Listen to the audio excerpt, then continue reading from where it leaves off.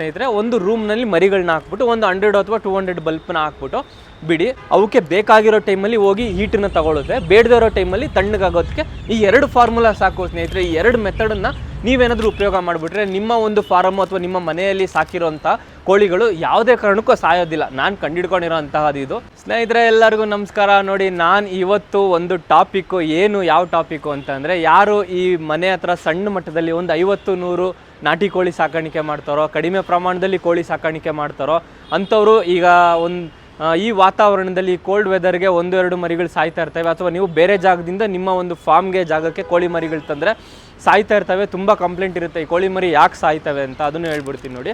ಆದರೆ ಈ ಕೋಳಿ ಮರಿ ಯಾಕೆ ಸಾಯ್ತವೆ ಅನ್ನೋದಕ್ಕೆ ಕಾರಣ ಏನು ಅಂದರೆ, ಈ ಒಂದು ವಾತಾವರಣ, ಈ ತಣ್ಣಗಿರೋ ವಾತಾವರಣ ಒಂದಾಗಿರ್ಬೋದು, ಒಂದು ಜಾಗದಿಂದ ಆ ಜಾಗದಿಂದ ಇನ್ನೊಂದು ಜಾಗಕ್ಕೆ ಬಂದಾಗ ಶಿಫ್ಟ್ ಆದಾಗ ಒಂದು ವೈರಸ್ ಆಗಿರ್ಬೋದು, ಬ್ಯಾಕ್ಟೀರಿಯಾ, ಈ ಒಂದು ಕಾರಣಗಳಿಂದ ಸ್ಟ್ರೆಸ್ ಆಗಿರ್ತವೆ, ಅದರಿಂದನೂ ಸಾಯ್ತವೆ. ಈ ಸಾಯೋ ಅಂಥದನ್ನ ತಡೆಗಟ್ಟೋದು ಹೆಂಗೆ ಅಂತಲೇ ಹೇಳ್ತೀನಿ ನೋಡಿ ಸ್ನೇಹಿತರೆ. 2 ಫಾರ್ಮುಲಾ ಇದೆ ನನ್ನ ಹತ್ರ. ಈ 2 ಫಾರ್ಮುಲಾನ ನೀವು ನಿಮ್ಮ ಒಂದು ಫಾರ್ಮಲ್ಲಿ ಅಥವಾ ನಿಮ್ಮ ಮನೆ ಹತ್ರ ನೀವು ಈ ಫಾರ್ಮುಲಾನ ನೀವು ಉಪಯೋಗಿಸ್ಕೊಂಬಿಟ್ರೆ ನಿಮ್ಮ ಕೋಳಿ ಮರಿ 100% ಸಾಯೋದಿಲ್ಲ.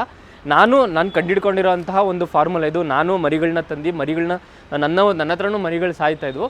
ಆದರೆ ಸಾಯಬಾರ್ದು ಅಂತ ಅಂದರೆ ನೋಡಿ, ಮೊದಲನೇದು ಹೇಳ್ಬಿಡ್ತೀನಿ. ಇದು ಟೆಟ್ರಾಸೈಕ್ಲಿನು. ತುಂಬ ಜನಕ್ಕೆ ಗೊತ್ತಿರುತ್ತೆ, ನನಗೆ ಗೊತ್ತಿಲ್ಲದೆ ಇರೋರಿಗೆ ನಾನು ಈ ವಿಡಿಯೋದಲ್ಲಿ ಹೇಳ್ತಾ ಇರೋದು. ಟೆಟ್ರಾಸೈಕ್ಲಿನು ಈ ಒಂದು ಮೆಡಿಸನ್ನು ಸುಮಾರು 20-25 ರೀತಿಯ ಒಂದು ಬ್ಯಾಕ್ಟೀರಿಯಾ ವೈರಸ್ಗಳನ್ನ ತಡೆಗಟ್ಟುತ್ತೆ. ಆ ಕೋಳಿಗಳಿಗೆ ಬರದೇ ಇರೋ ಹಂಗೆ ಈ ಒಂದು ಟೆಟ್ರಾಸೈಕ್ಲಿನ್ನು ಕುಡಿಯೋ ನೀರಲ್ಲಿ ಮಿಕ್ಸ್ ಮಾಡಿ ಕೊಡಬೇಕು ಸ್ನೇಹಿತರೆ. ಯಾವ ರೀತಿ ಅಂದರೆ 1 ಲೀಟ್ರ್ ನೀರಿಗೆ 1 ಗ್ರಾಮ್ನಷ್ಟು ನೀರಿಗೆ ಮಿಕ್ಸ್ ಮಾಡಿ ಕೊಡಬೇಕಾಗುತ್ತೆ. ಇದನ್ನು ಕೊಟ್ಟಾಗ ಒಂದು 20-25 ಒಂದು ಯಾವುದೋ ರೀತಿಯ ಬೇರೆ ಥರ ವೈರಸ್ಗಳು, ಬ್ಯಾಕ್ಟೀರಿಯಾಗಳಾಗಿರ್ಬೋದು, ಅವೆಲ್ಲನೂ ತಡೆಗಟ್ಟುತ್ತೆ. ಕೋಳಿಗಳಿಗೆ ಸ್ಪ್ರೆಡ್ ಆಗೋದಿಲ್ಲ.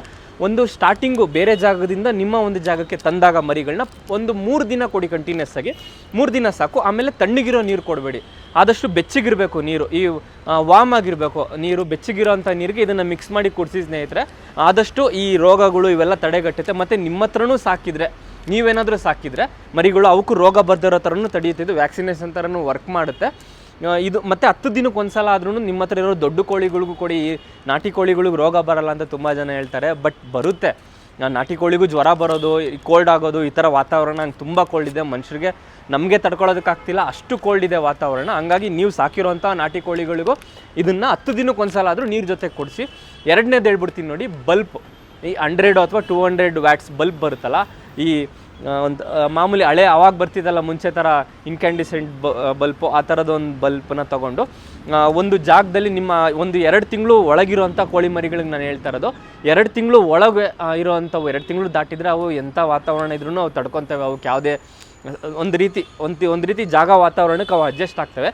ಆದರೆ ಈ 60 ದಿನದ ಮರಿಗಳಿರ್ತಾವಲ್ಲ, ನೀವು ನಿಮ್ಮ ಮನೆಯಲ್ಲೇ ಮರಿ ಮಾಡಿಸಿದ್ರೂ ಪರವಾಗಿಲ್ಲ, ಬೇರೆ ಕಡೆಯಿಂದ ತಂದು ಸಾಕ್ತೀನಿ ಅಂತ ಅನ್ನೋರ್ಗೂ ನಾನು ಹೇಳ್ತಾ ಇದ್ದೀನಿ. ಮರಿಗಳು ಸಾಯ್ತಾ ಇದ್ದಾವೆ. ತುಂಬ ಒಂದು ಕಾರಣ ಮರಿಗಳು ಸಾಯೋದಕ್ಕೆ ಈ ಕೋಲ್ಡಿಂದನೇ ಸ್ನೇಹಿತರೆ. ಒಂದು ರೂಮ್ನಲ್ಲಿ ಮರಿಗಳನ್ನ ಹಾಕ್ಬಿಟ್ಟು ಒಂದು 100 ಅಥವಾ 200 ಬಲ್ಪ್ನ ಹಾಕ್ಬಿಟ್ಟು ಬಿಡಿ.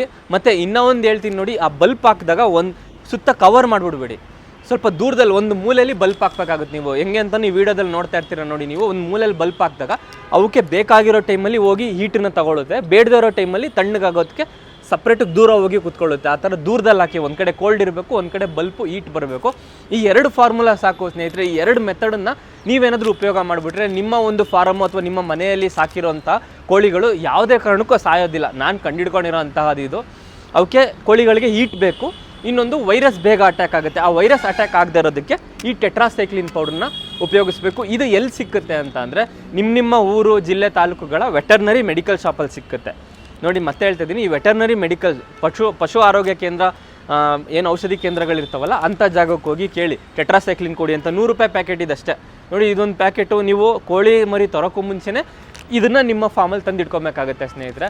ಇದೇ ರೀತಿ ವೀಡಿಯೋಸ್ಗಳಿಗಾಗಿ ರೈತ ಮಾಧ್ಯಮ ಯೂಟ್ಯೂಬ್ ಚಾನಲ್ನ ದಯವಿಟ್ಟು ಸಬ್ಸ್ಕ್ರೈಬ್ ಮಾಡಿ. ಯಾರು ಯೂಟ್ಯೂಬ್ ಚಾನಲ್ನ ಸಬ್ಸ್ಕ್ರೈಬ್ ಮಾಡ್ತಾಯಿಲ್ಲ, ಥ್ಯಾಂಕ್ ಯು ಸ್ನೇಹಿತರೆ, ಸಬ್ಸ್ಕ್ರೈಬ್ ಮಾಡಿ.